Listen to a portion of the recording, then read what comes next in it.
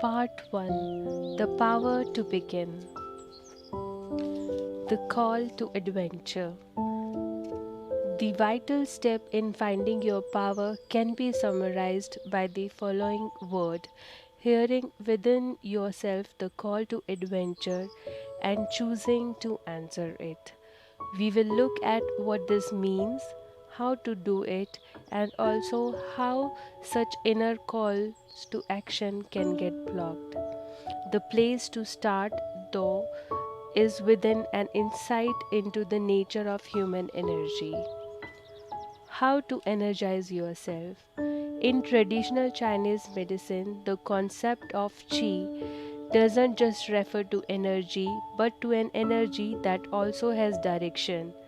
The principle here is that personal energy and direction are linked. When you find a clear sense of purpose or direction, it energizes you. This is true in storytelling too. A plot that has no direction is boring, but as soon as a purpose arises that calls the attention of the central character, then the energy of the story starts to rise. It has somewhere to go. See if you notice the point in the following paragraph at which the energy shifts. I spent the last hour of the 20th century in my home city of Bristol. The council had organized a huge street party with the bands playing in the city square and a massive firework display. But somehow I felt a bit bored by the whole affair. I wandered through the crowd with my brother David, feeling aimless and lacking in energy. I wasn't in a party mood and I thought about getting an early night. Then is the distance I heard someone drumming. A long djembe player sat on a street corner. I thought danced through my mind, how would it be to go back home, get some drums and then join forces with the djembe men? Wow, I thought, I love drumming. That is exactly how would I most like to celebrate the start of new millennium. I was excited and my brother liked the idea too. We raced home, picked up some precautions and with a new energy we returned. We drummed till the small hours of a new century, a crowd around us dancing in the street. It was fantastic. The mythologist Joseph Campbell introduced the term call to adventure to describe that moment early on in a story when the main character becomes aware of an attractive or compelling motive. They are called to do something, go somewhere, or bring about some change. This is when the plot takes off. The same thing happens in our lives. We are attractive possibility calls to us. It pulls out of the doldrum. When we choose to answer that call, we give ourselves purpose and directions in a way that can energize us. This is what happened for me when I heard that djembe sound. Once I made the decision to go and join the drumming, I was amazed and how my physical energy lifted. Either I would been feeling lethargic, but when a positive vision to heard for, I walked so fast my brother found it difficult to keep up with me. I had energy in my feet because I had a reason for walking that was important to me. The reason acted as a key, opening up a power source within me.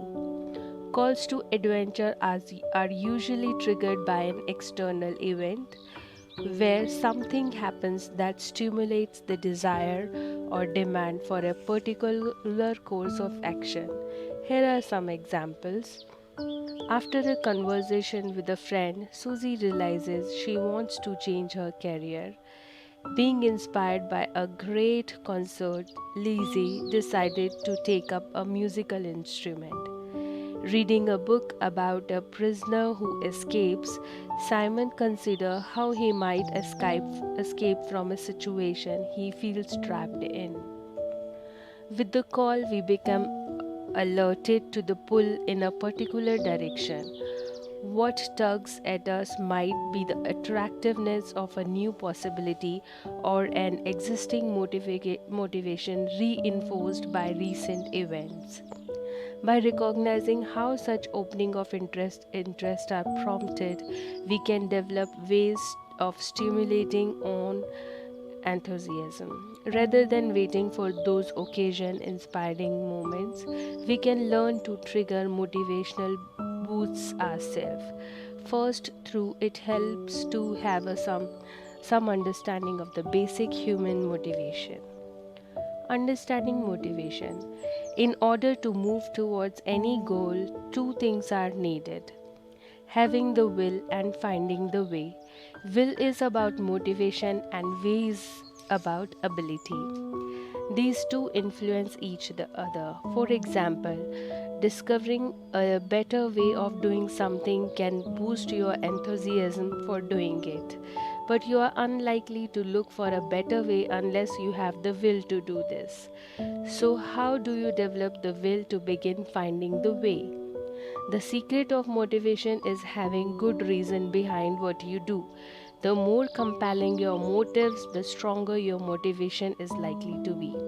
You can boost your willpower simply by identifying the most convincing reason you can think of for what you want to do.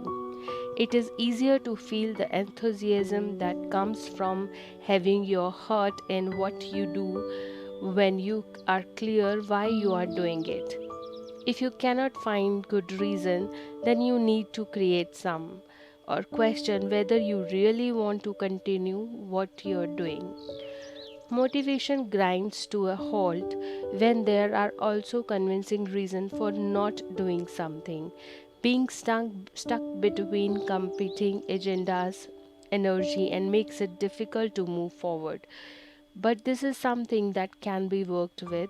One of the most successful treatment in the addiction field is a relatively new approach called motivational interviewing. An hour session of this at the beginning of an existing treatment program has been shown to lead to measurable improvement in outcome a year later. Being clearer about motivation leads client to make better use of the treatment program they go through. And the way they become clearer is by looking at the different pulls within them so that they can work out what is calling them most strongly. At the core of motivational interviewing is the idea that you make your own argument for change. You are the best person to convince yourself because you know what you find most convincing. When you hear yourself express the argument that sways you, you talk yourself into the changes you want to make. Let's look at how you can apply this. Motivational awareness. The first step to understanding your own motivation is to pay attention to its rises and falls, noticing the factor that influence it. I think of this as developing motivational awareness. What are the things that spark up your interest and enthusiasm? What makes you decide that something is worth doing? When you describe the motives that call you deeply, you remind yourself what you need to follow in order to feel motivated. Try this, a motivational awareness tool. At random interval throughout each day, pause for a moment and ask yourself these three questions. What I am doing, why I am doing this, where is it taking me? I refer to this as awareness questions. If you cannot find good reason behind what you are doing, ask yourself what would happen if you stopped. If negative consequences would follow, you have a reason to continue. But when you stop doing things you don't have good enough reason for, you clear a space. This makes room for something new. It can be a step in finding your power. One night recently, I was watching a film on television. I wasn't enjoying it much, but found myself glued to the chair as if hypnotized. I asked myself the awareness questions. It broke the spell.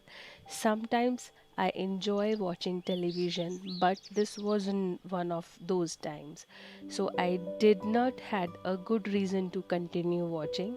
I switched it off and got on with something I wanted to do.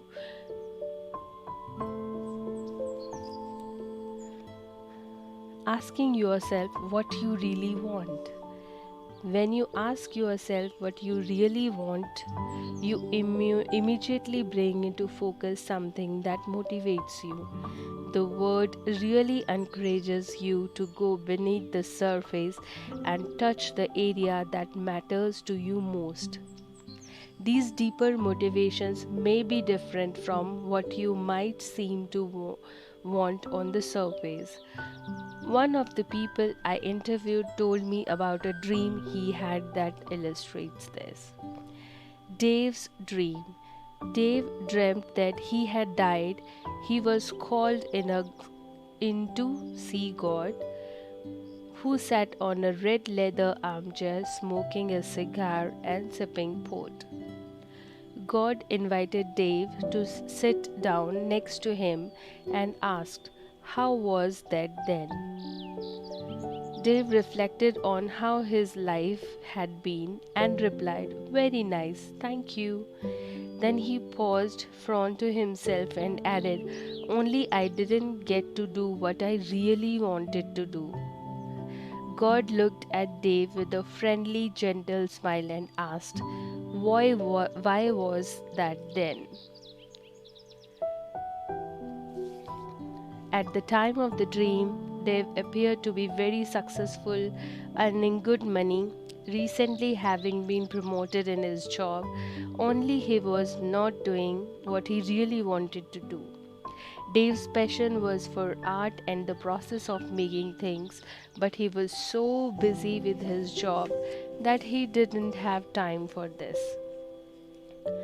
His dream was a wake up call that told him his life was of course. The more he thought about this, the more motivated he became to make a change. Dave was experiencing his call to adventure. When you follow the path that seems most important to you, you are acting from what psychologists call intrinsic motivation. This is the motivation that comes from the inside rather than that based on external rewards. It tends to be much more powerful source of motivation. Awareness of your own mortality. Some years ago, I found a lump in my scrotum and became worried that I might have cancer. When a scan showed the lump to the beginning, I heaved a sigh of relief, but the thought that I might have had a life threatening illness stopped me in my tracks and forced a re examination of my life's direction. I wondered what I would do differently if I only had a year or two left to live. When something is in short supply, we have good reasons to be careful about how we use it, particularly if what's running out is the rest of our life. This may initially sound morbid, but awareness of our mortality can be a powerful trigger for change. There are many inspiring examples of people who have dramatically transferred their lives from the better following close brushes with death. Like Dave with his dream, they had a wake up call and they responded to it. Fortunately, you don't need to wait until you have a terminal diagnosis before that can happen for you. All it takes is a willingness to look at the chunk of life you have got left, however long that is, and to ask yourself what you would really like to happen.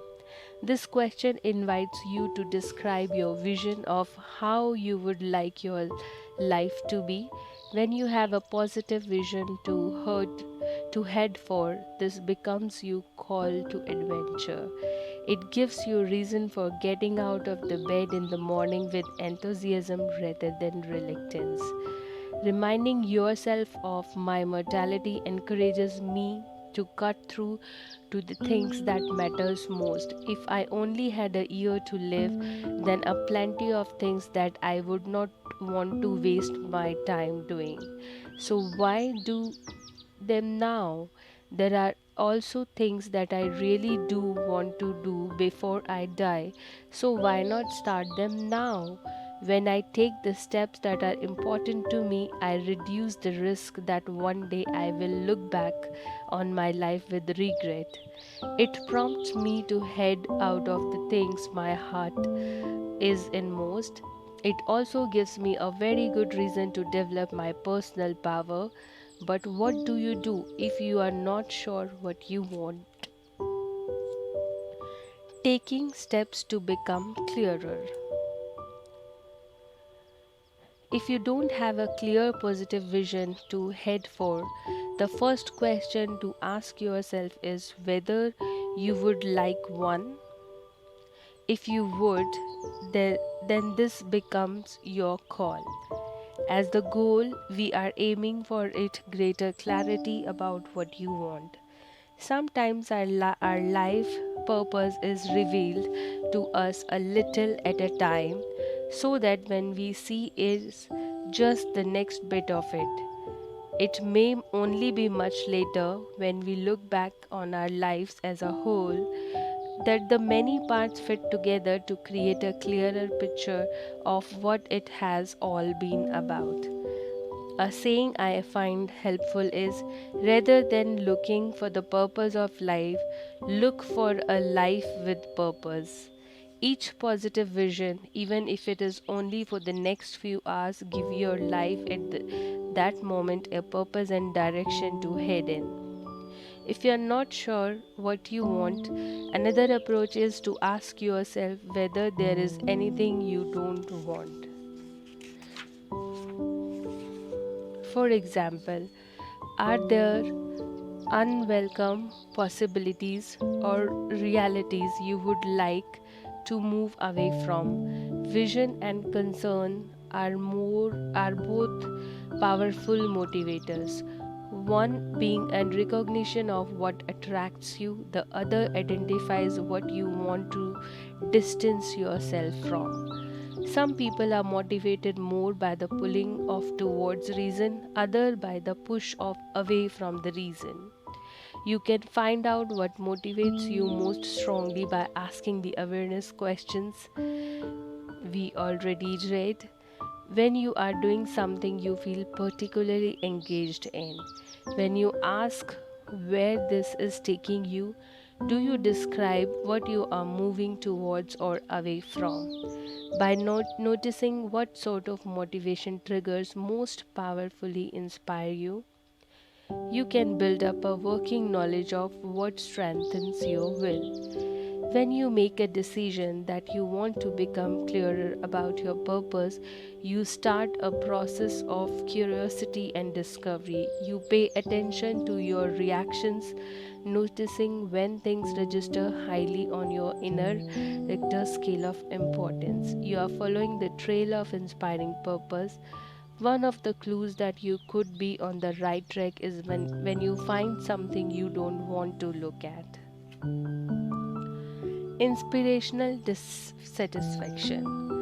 Recently, I had some trouble with a leaky tap. I found the incessant drip, drip, drip of the water so annoying. Then I discovered that if I put a cloth under the tap, it couldn't hear it dripping. Peace of mind at last. The problem was that months later, I still had a leaky tap. Over time, it had got significantly worse, although now it didn't bother me so much because I would fixed my irritation rather than the tap. I hadn't found the motivation to get it repaired. I think of this story when I am feeling troubled because it reminds me how feeling of dissatisfaction can be useful wake up calls. A common way for motivation to get blocked is when good reasons for change are ignored because they are uncomfortable to look at. I have often heard people saying, I don't want to think about that because it upsets me. Yet, upset, anger, disappointment, and fear are all signals that can alert us to the need of tackle an issue. These can be powerful motivators. When we are bothered by something, we are most likely to act to change it. Self help author Napoleon Hill and V. Clement Stone describes this as inspirational dissatisfaction. Another example of same motivational principle at work is when addicts hit rock bottom. When my clients aren't bothered by the consequences of their drinking, they are unlikely to want to tackle the issue. But when something goes badly wrong and this shocks or disturbs them, it can become the wake up call that motivates positive change. If you are feeling dissatisfied with any aspect of your life right now, you are doing the right things by reading this book. Think of this as the beginning of the story, the dissatisfaction in your call to adventure. It gives you a good reason to be interested in finding your power. What we are exploring is how we use both your dissatisfaction and your positive vision to motivate yourself. And a useful starting point is to look at how you can deepen the motivation you already feel. When you strengthen your will at the beginning of a process, it can help you maintain the resolve needed to find a way forward. Inspirational dissatisfaction. On a blank piece of paper, complete the following sentences. The thing that bother me most are. My biggest concern for the future are. See if you can write a page for each sentence. Over a decade ago, I carried out some research looking at workshop I was running to help people find their power to respond to global issues. Opinion polls show that most people consider the condition of our world to be getting worse, and this is an area where they commonly feel powerless.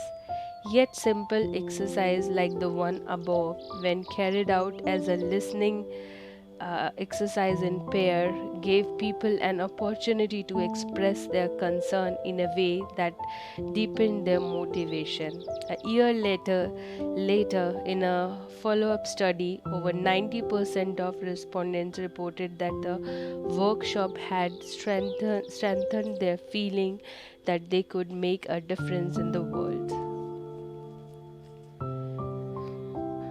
Finding the want behind the should.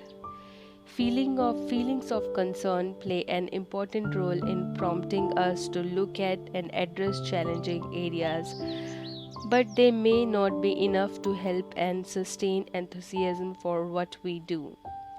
For that, we need to identify the positive thing we are giving ourselves by taking steps in a particular direction. I think of this as finding the want behind the should. When I interviewed Tim, he told me that he would be able to use this approach to give up smoking. Tim had smoked for decades and had regarded this as one of the major pleasures in life. He particularly enjoyed sitting outside after an evening meal and watching the stars while having a cigarette. It was a time he felt at peace. Even though he coughed every morning and had concern about his health, he hadn't been a strong enough reason to get him to quit. Then one day, a friend got Tim thinking in a completely different way. Smoking is obviously important to you, Tim, his friend said. I just wonder what would happen to your life if you did not do it anymore. So that all the time, money, attention that you go into smoking were available for you to use in some other way.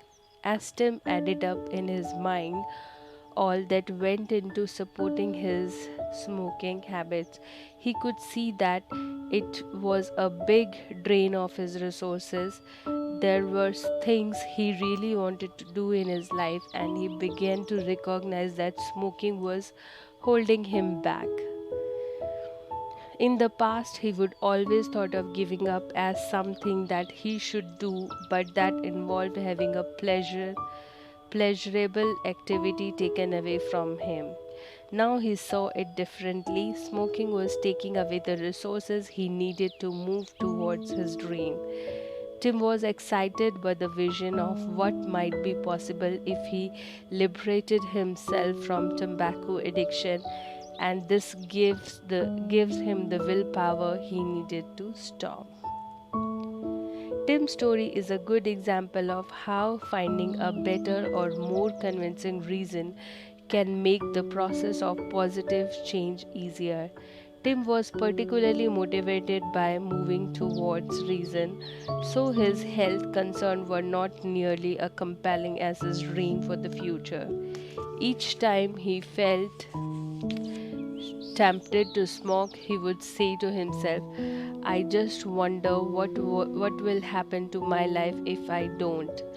Every craving refused was seemed a mini victory in his adventure of moving towards the things he wanted most. This illustrates how motivation is powerfully influenced by the way we look at a situation. When we see how an action contributes to our deepest hopes and motivation, we uncover good reasons that can strengthen our will. But there is still a problem if what we most want to happen seems impossible. What comes before how? When I started complaining about junior doctor hours, two things people said to me were, you can dream all you like, it won't make any difference, and there is no point worrying about something that you cannot do anything about. If something really is impossible to change, then having vision or concern about it might seem a waste of time. But if there is a way of doing something and we just haven't found it yet, then dreams or worrying might be the essential motivators that inspires the search for a breakthrough. The central question here then is, how do we know for sure whether something is impossible? Many breakthroughs are likely to seem unrealistic before they occur. This is what they are seen as breakthroughs because they break through a previously accepted view of what was achievable. If you ever find yourself wondering whether to dismiss a dream as impossible, it is worth first remembering the word of Lord Kelvin, the distinguished scientist and the president of Royal Society was in 1895 announced authoritatively.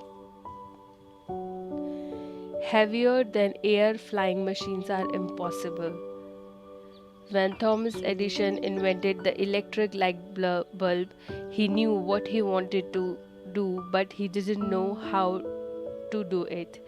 He tried thousands of different ways that all failed. He kept trying because his vision gave him a good reason to continue. It was an exciting idea that he believed in. Eventually, he found a way to make it work.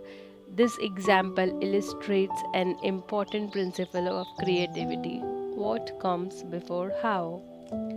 If we dismiss our vision of what we want because we cannot immediately see how to do it, we stop ourselves ever finding a way. This is why I like the idea of seeing our lives as an adventure story. When we set out on such a quest, The goal might initially seem unrealistic, but that doesn't stop us. We recognize that things often seem impossible what we cannot see when we cannot see how to do them. But if we begin the process of searching for a way, we are more likely to find one. What is your call? If you have picked this book up and read this far, you have already heard a call that you have chosen to answer. You are on the journey of finding and deepening your personal power. But what is it that calls you? The next exercise can help make this clearer. When you focus your attention on what you want to be doing, and why you want to do this, you reinforce your interest and strengthen your will. This is the starting point. Now we need to develop the way. The next chapter provides an essential step towards this. Try this.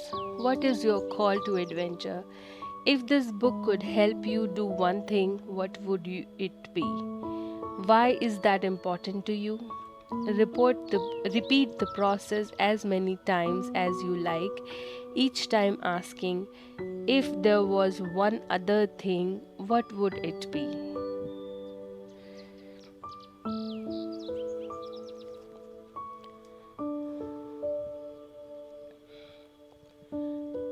PowerPoints and takeaways.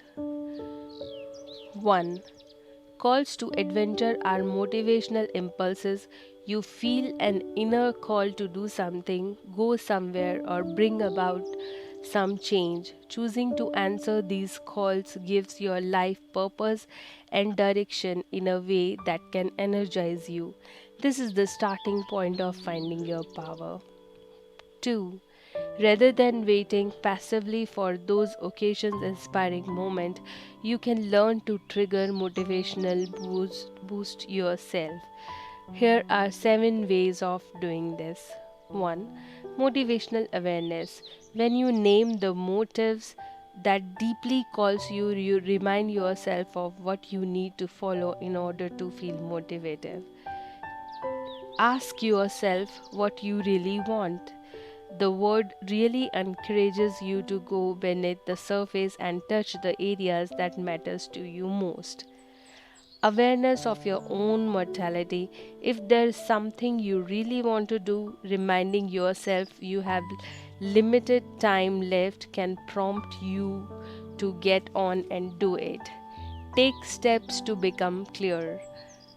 If you are not sure what you want, the desire for a clearer purpose can become your call to adventure. It starts you on a journey of looking for something that inspires you. Inspirational dissatisfaction. Motivation gets blocked when good reasons for a change are ignored because they are uncomfortable to look at. Feeling of disturbance, alarms, dissatisfactions can activate your motivation energy. Find the want behind the should. Finding and tapping into your deeper enthusiasm maintains motivation better than acting out of obligations. Recognize that what comes before how. If you dismiss an attractive idea because you cannot immediately see how to achieve it, you stop yourself from finding a way. Knowing what you want is just the starting point, then comes the journey of finding out how. Point number 3. If this book could help you do one thing, what would it be? Why do you want that? Each time you ask these questions, you clarify your call to adventure. Thank you.